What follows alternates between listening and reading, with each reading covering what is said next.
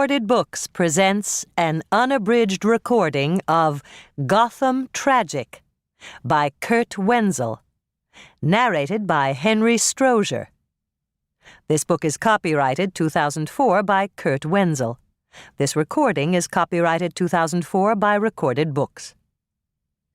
Kyle Clayton struck it big over a decade ago with his debut novel.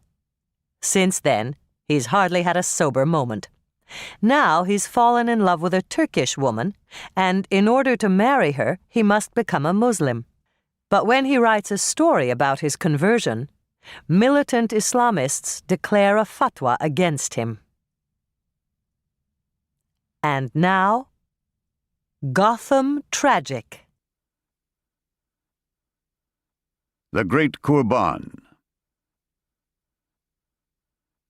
All Muslims are mad, of course.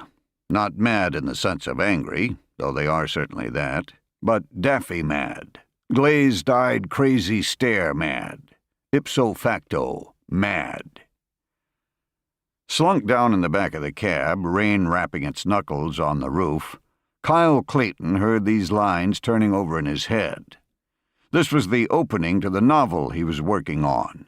And since he was prone to fits of anxiety over new work, he often found the words brimming at the surface of his subconscious. Plus, he was fond of them. They had just the snap, crackle, and pop that he liked. The culture had turned into a bum's rush, he'd decided.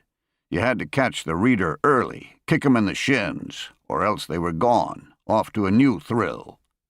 As the downpour beaded the window, he allowed himself a smile as he repeated the words once more, marveling at their reckless audacity, the sheer stupid nerve of them. All Muslims are mad, of course. Ridiculous, those words. Mere literary provocation. Hurrying from the taxi to the shield of the restaurant's canopy, Kyle was greeted by a large man in a long gray coat, shoulders clad in royal epaulets. As Kyle hopped the sluicing moat that ran along the curb, the doorman lowered his umbrella and mutely clapped his gloved hands. "Mr. Kurban," he bellowed, half surprised. "The Great Kurban!" Saeed Salam was the doorman's name, and he did not refer to Kyle Clayton as the Great Kurban because he thought the young man anything special. Only Allah was truly great. But rather because there are few things in this world more glorious to a Muslim than the presence of a willing convert, and however unlikely, Kyle Clayton was now one such proselyte. This conversion was the cause of no little humor among his friends, since of everyone they knew, no one was quite so Western, so quintessentially American as Kyle Clayton. Kurban, chosen primarily for alliterative purposes they'd learned, translated roughly to mean sacrifice. Funny, they thought, since the Kurban they knew had never engaged in sacrifice of any sort, and conversely seemed wholly dedicated to the execution of extreme and reckless pleasure. In fact, Kyle Clayton was publicly notorious for being the very opposite of Kurban, and had achieved a modest fame by singularly embodying everything that sacrifice was not. But Saeed Salam, who was more popularly known as Rick, did not care for contemporary literary history and its various profligates. One of the regulars at the restaurant where he worked had embraced the religion of truth, and it was a thing to rejoice.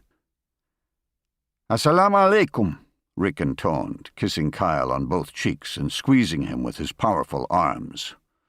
"Wa alaikum assalam," Kyle answered without a hitch, thereby exhausting his entire catalogue of Arabic. Although there was no way for Rick to know it, the conversion of Kurban was not everything he might have hoped for.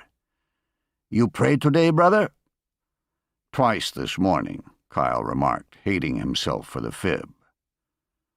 To the left of the entrance was a To keep listening to this audiobook, I've left you a link in the description so you can do it, at no cost thanks to Audible's 30-day free trial.